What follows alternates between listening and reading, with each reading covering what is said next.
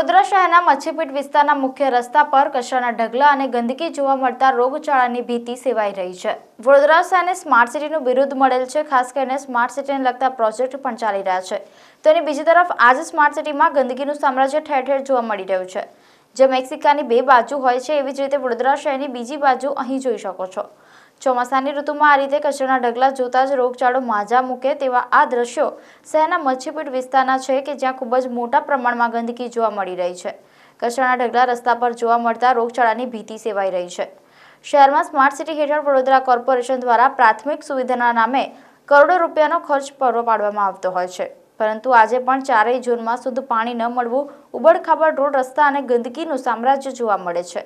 ખાસ કરીને સ્વચ્છતાના નામે પણ સમય સાથે નાણાંનો વ્યય થઈ રહ્યો છે, કારણ કે કોર્પોરેશન દ્વારા બેદરકાર સામે દંડાત્મક કાર્યવાહી અથવા કડક વલણ નહીં અપનાવતા આ પરિસ્થિતિનું નિર્માણ થાય છે।